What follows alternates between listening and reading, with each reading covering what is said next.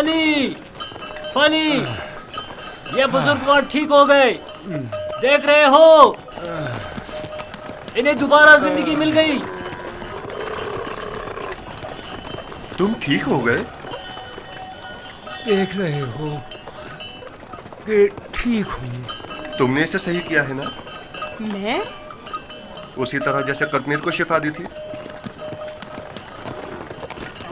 خدا شفا دیتا ہے، میں نے تو صرف دعا کی تھی۔ جناب مالک، جناب مالک، آئیے اور آ کر دیکھیے بیمار شفا یاب ہو گیا، آئیے اور آ کر دیکھیے۔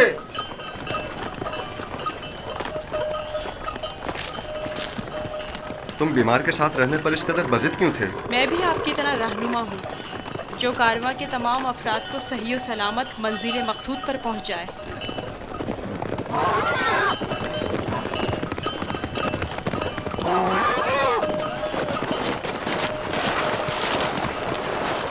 کیا ہوا ہے؟ تم ٹھیک ہو گئے؟ یوسف نے کہا تخت سے نیچے اتر آئیے اور پیدل چلیے، اور میں نے بھی ویسا ہی کیا۔ اب میں ٹھیک ہوں۔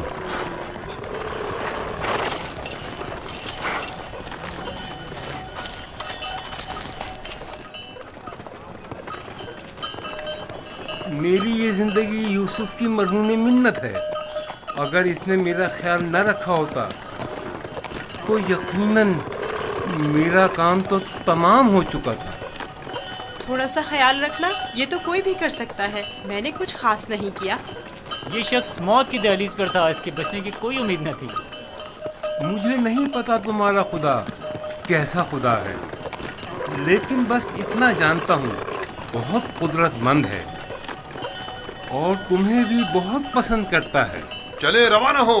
میں نے دیکھا کہ تم میرے حق میں دعا کر رہے تھے، بس اسی دعا نے میری حالت بحال کر دی۔ حرکت کریں۔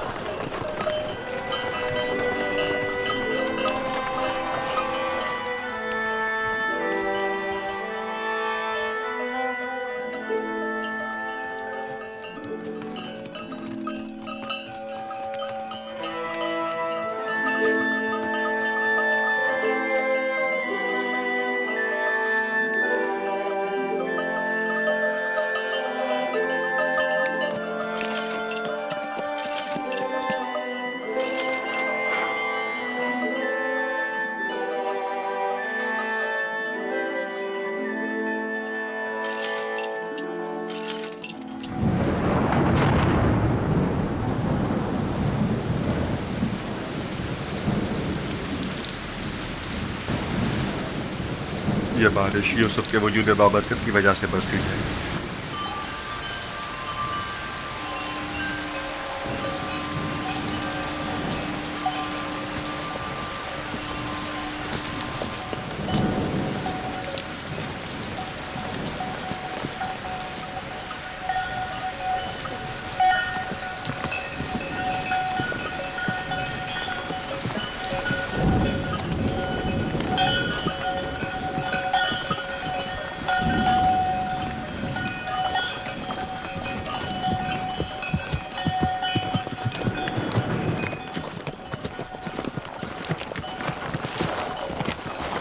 وہ سرزمین مصر ہے، آدھے دن سے زیادہ کا راستہ نہیں، بہت جلد سرحدی پہرے داروں تک پہنچ جائیں گے۔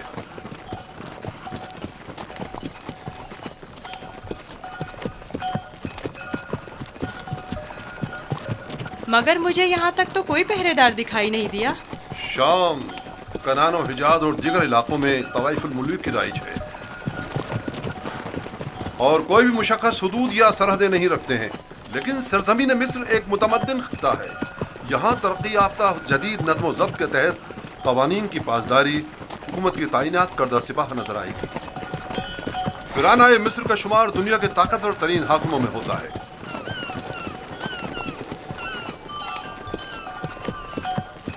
خدایا، اس دیار غیر میں میں خود کو تیری پناہ میں دیتا ہوں اور تجھ ہی سے مدد طلب کرتا ہوں۔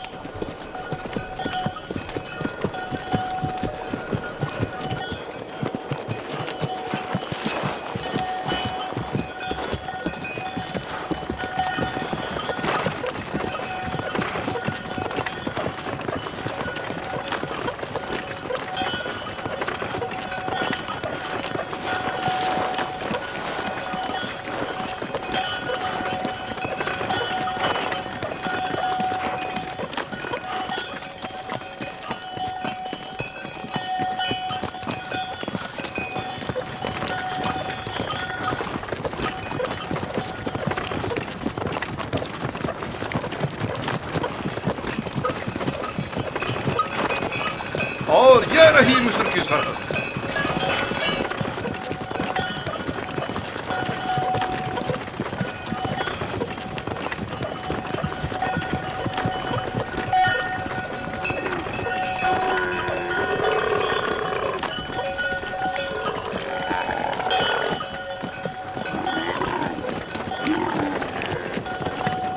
خدایا میں خود کو تجھے سونپتا ہوں. اس عجیب و غریب سرزمین پر میرا تیرے سوا کوئی نہیں ہے.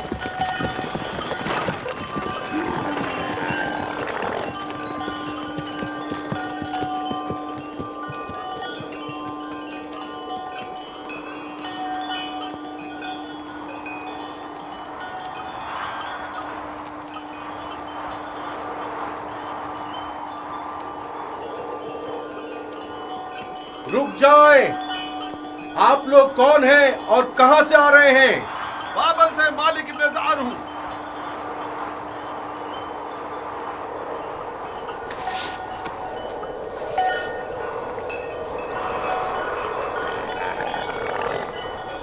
ٹھیک ہے، جا سکتے ہیں. چلو.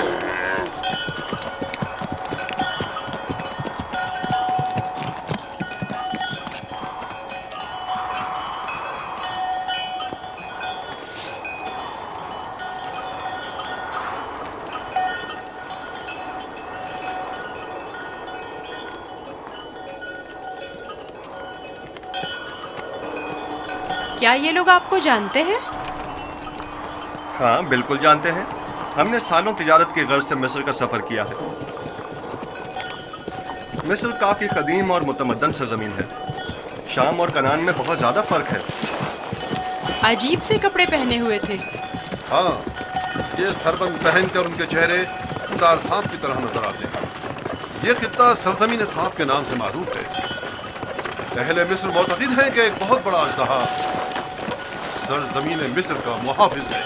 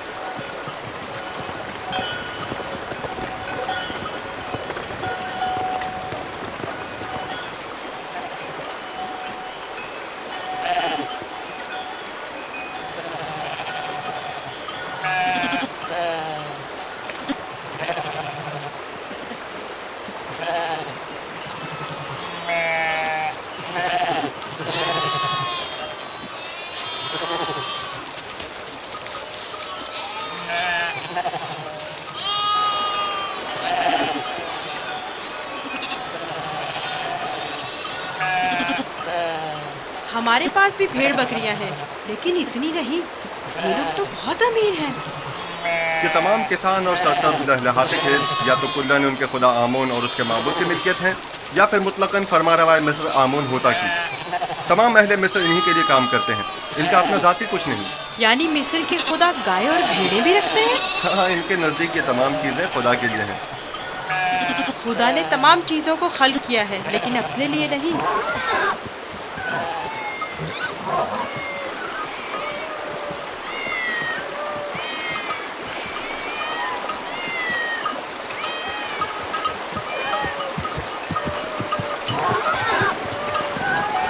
یہ اتنی ساری بلیاں یہاں کیا کر رہی ہیں؟ اس شہر کے لوگوں کا خدا بلی ہے. یہ شہر کا معبود ہے، مرکزی شہر کا معبود. یہاں کے لوگ بلی کو بہت پسند کرتے ہیں.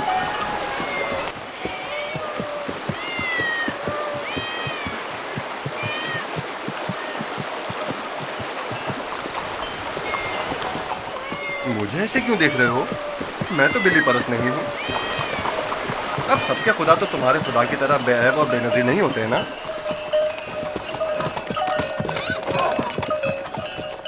جناب مالک، اس شہر کے لوگوں کا خدا بلی ہے جو کھانا بھی کھاتی ہے. زیادہ تعجب کرنے کی ضرورت نہیں. इस सरजमीन के खुदाबंद तो मर्तबे भेड़ बकरियां हत्ता के जनो फर्जंद भी रखते हैं।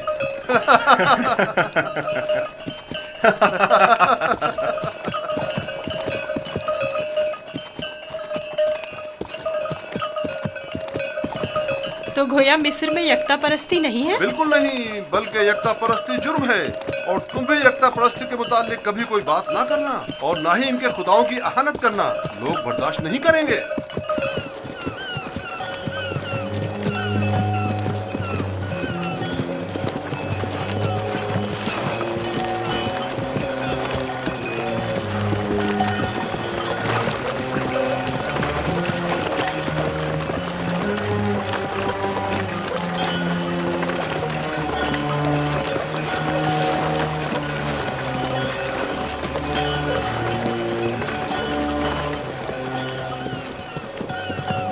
कितना बड़ा दरिया है, यही नील है?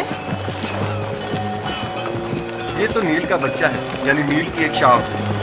नील इससे कहीं बड़ी पुरशुक और मुकद्दस है।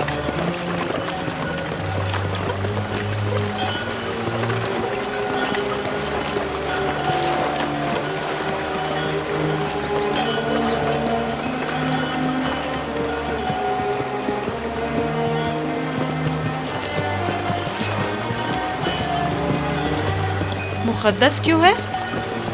क्योंकि अहले मिस्र की तरक्की का तमाम दारोमदार इसी दरियाए नील पर है। अगर दरियाए नील ना होता तो मिस्र भी नहीं होता। नील का इब्तदाई सिरा आज तक किसी ने नहीं देखा। कहते हैं कि सिर्फ खुदाओं की रसाई उस इब्तदाई सिरे तक है। ये दरिया जुनूब से शुमाल की जानिब बहता है और बहरा रोम में जाकर गिरता है। हम इस वक्त शुमाल से जुनूब की तरफ कदीमी शहर तिब्स की जानिब जा रहे हैं। शहर तिब्स खुदाए आमून का शहर है।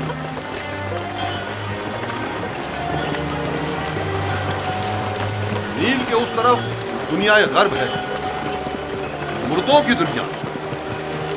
वो बड़े बड़े अहराम फराना मिस्र के मकबरे हैं। इस जगह को मुनफिस कहते हैं, जहां से दरियाए नील मुख्तलिफ शाखों में मुनक़सिम हो जाता है।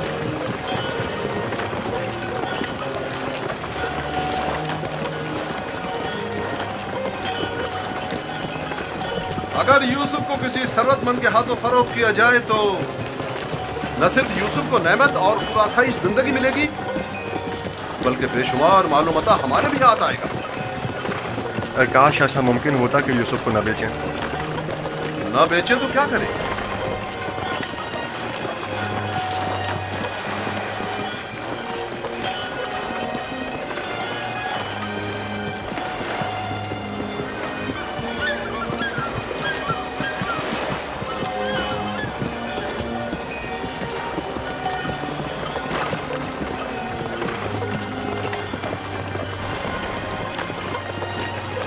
हम जुनूब की सिमत सफर कर रहे हैं और हमारे दाएं तरफ मुर्दों की दुनिया गर्भ वाक़ है।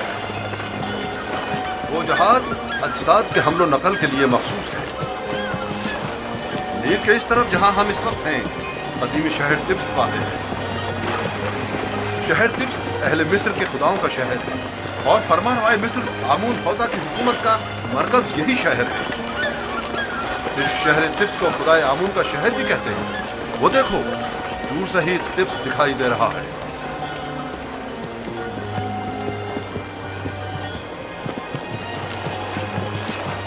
ये रहा तिब्स शहर, 100 दरवाजों वाला शहर।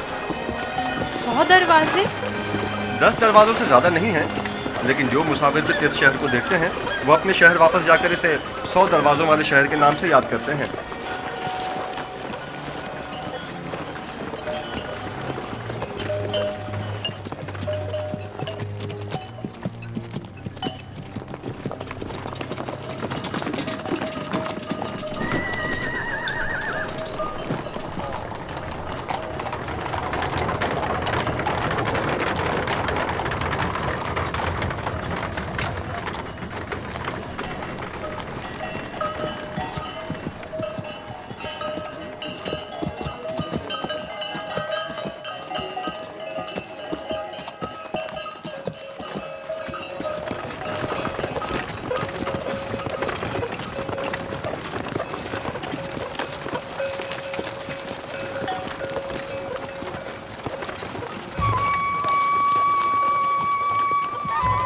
بابل سے مالک بن زعر ہوں.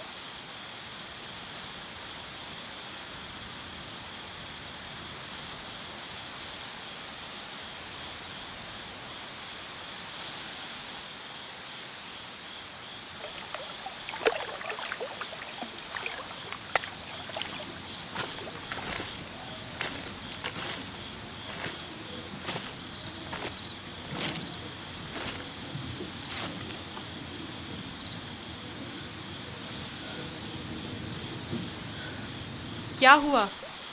سو کیوں نہیں رہے؟ ڈر ہے کہ بھاگ نہ جاؤں.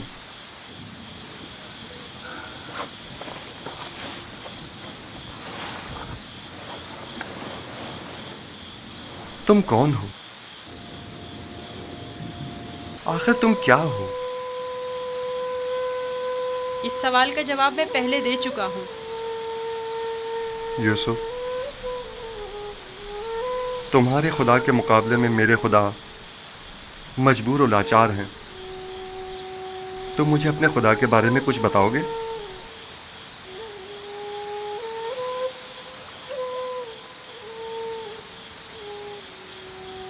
तुम्हारा खुदा हाजिर और नाजिर है, हर जगह उसकी रसाई मुमकिन है। मैंने देखा है कि तुम आसानी से उसके साथ राब्ता बरकरार कर लेते हो। वो भी तुम्हारी आवाज़ को सुनता है और तुम्हारी दुआ कबूल करता है। मुझे यकीन है कि तुम दीगर इंसानों से मुख्तलिफ हो। तुम में ऐसी गैर मरी ताकत है कि जब जो चाहो कर गुजरते हो। लेकिन हर वो काम जिसमें मेरे खुदा की रज़ा शामिल हो। ये तुम्हारा खुदा कैसा है जो हर जगह तुम्हारा मुहाफिज है? आपने बखूबी उसके औसाफ बयान किए हैं। मैं चाहता हूं कि उस पर ईमान ले आऊं। आप उस पर ईमान रखते हैं, तजदीद ईमान की ज़रूरत नहीं। मैं ईमान रखता हूं।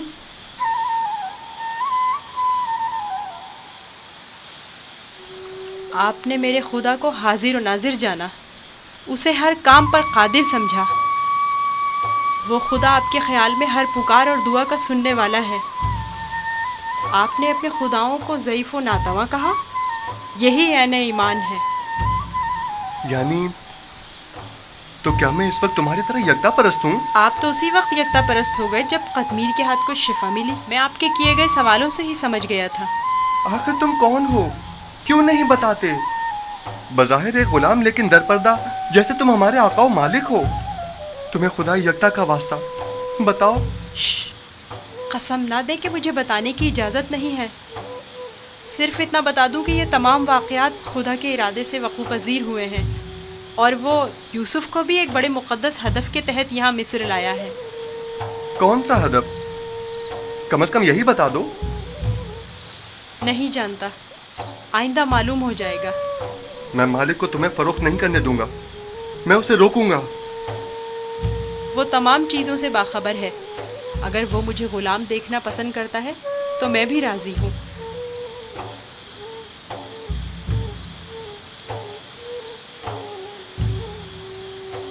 जाएं, जाकर सो जाएं और मेरी ग़ुलामी की फ़िक्र ना करें। अब भी अपने बाप का नाम बताना नहीं चाहोगे?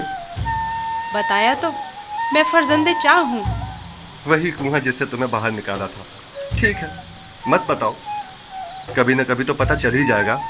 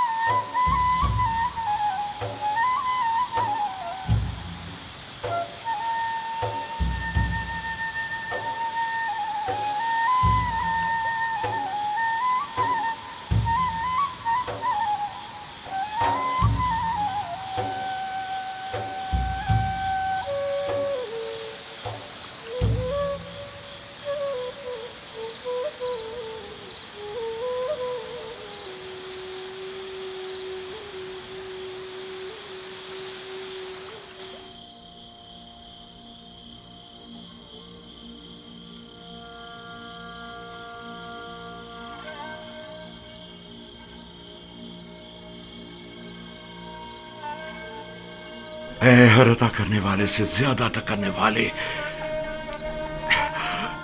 तूने जो हदिया मुझे अता किया था वो अब कहाँ है? अजीम हस्तियां हदिया अता करके वापस नहीं लिया करती। तू मेरे यूसुफ को लौटा दे, मेरे यूसुफ को मुझे लौटा दे।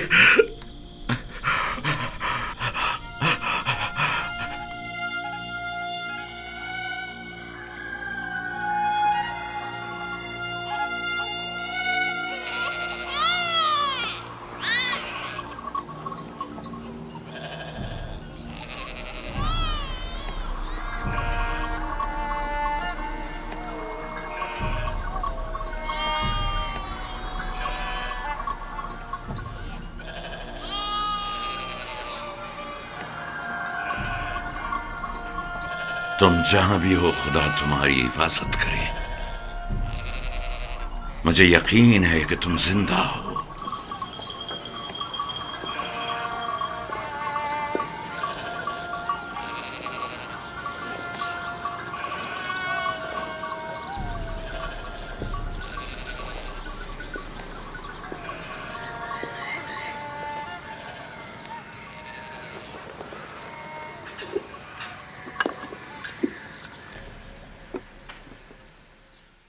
एक बार फिर अपने बेटों से पूछ लो कि यूसुफ के साथ उन्होंने क्या किया।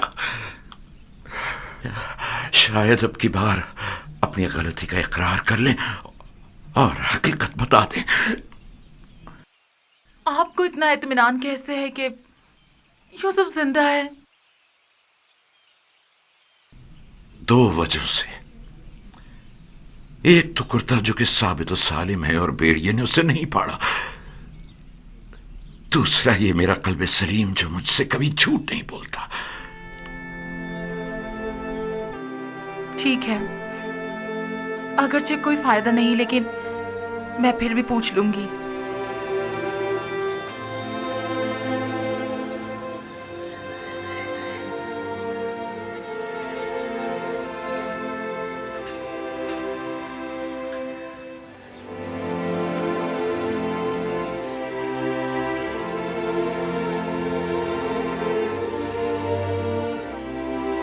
मैं चाहता हूं कि वो अपने गुनाह का इतराफ कर ले, तौबा कर ले। शायद खुदा उनके गुनाह बख्श दे। हमने अपनी आंखों से नहीं देखा, लेकिन यकीन है कि भेड़िया ने ही यूसुफ को खाया है। कितनी बार बताऊं? अगर 1000 बार भी बताओगे तब भी झूठ ही होगा। दिल तो चाहता है कि अभी तुम बच्चे होते और मैं तुम्हें ताजिया ने मार मार के तुम्हारी खाल उधेड़ देती। अगर भेड़िए ने यूसुफ को खाया है तो उसका कुर्ता क्यों नहीं फटा? हमें भी नहीं पता। हमारी खुद समझ में नहीं आ रहा है कि हुआ क्या है। मैं तुम पर लानत भेजती हूँ। तुम लोग झूठ बोल रहे हो। यूसुफ को किसी भेड़िए ने नहीं खाया, बल्कि उसे भेड़िया सिफतों ने मारा है। भेड़िया सिफतों ने।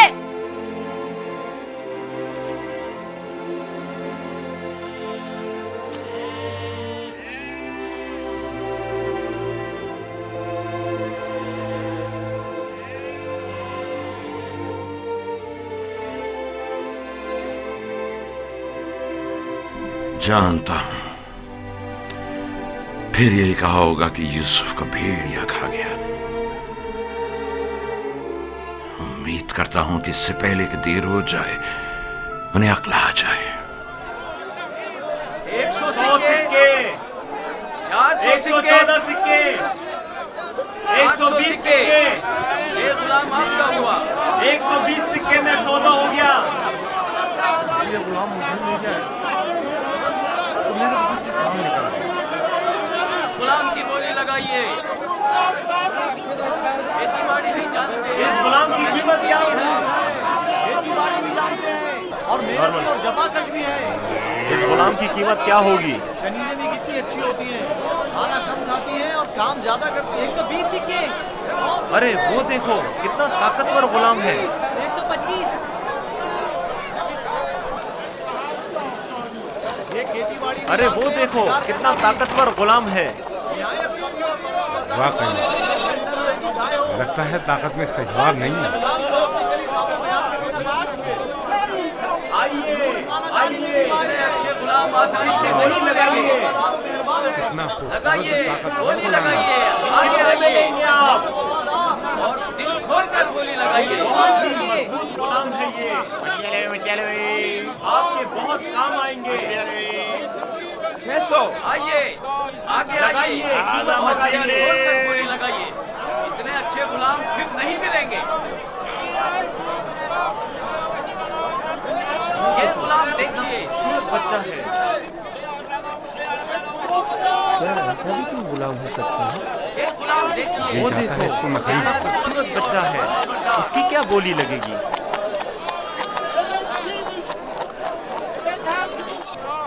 वो देखो मालिक, बच्चा कितना खूबसूरत है। इस जैसा गुलाम आज तक नहीं देखा। काश ये मुझे मिल सके। इसे मत बेचो। क्या खूबसूरत बच्चा है। ये कितने में बिकेगा? अरे वो देखो कितना ताकतवर गुलाम है। मैं भी उसे बेचने पर दिल से राजी नहीं हूँ। 200। तुमने देखा नहीं वो खुद अपने बिकने पर कितना माइल है। लगाइए लगाइए, गोली लगाइए, लगाइए लगाइए, गोली लगाइए। इस गुलाम की कीमत क्या होगी? मैं बर्दा फरोशी तो नहीं जानता, लेकिन इतना जानता हूँ कि ये गुलाम खूबसूरत, होशियार और पढ़ा लिखा है। दीगर मजीद खूबियाँ भी हैं इसमें जो इसकी कीमत बढ़ाती हैं। ये गुलाम मैं इसे कम कीमत में नहीं बेचूंगा। یہ معبد کے لیے بہترین خدمتگار ثابت ہو سکتا ہے اور مستقبل میں بطور کاہن لوگوں کو معبد کی طرف مائل کر سکتا ہے. کوشش کرو اسے ہم خرید لیں. 50 سکوں سے بولی شروع کر دوں. 50 سکے قبول ہے. اس کی قیمت اس سے کہیں بڑھ کر ہے عالی جناب. 150 سکے. نہیں یہ تو بہت کم ہے. جائے گی وہ خوش ہو جائے گا. اس سے زیادہ قیمت کون لگا رہا ہے؟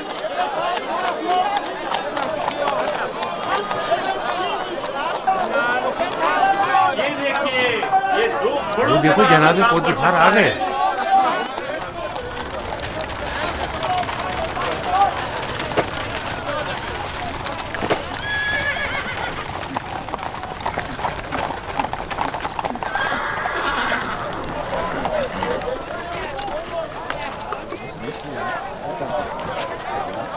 ایسے غلام جو آپ نے کبھی خواب و خیال میں بھی نہ سوچے ہوں گے.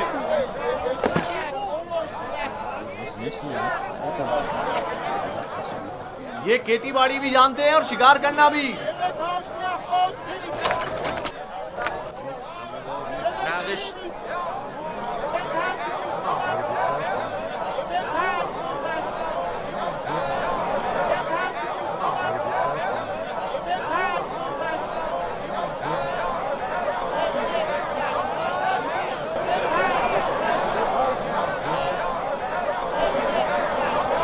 کیا غلام اتنا خوبصورت ہو سکتا ہے؟ ہم نے ایسا غلام کبھی نہیں دیکھا. کتنے میں بکے گا؟ میں نے اس سے خوبصورت بچہ نہیں دیکھا. یہ بچہ بہت خوبصورت ہے.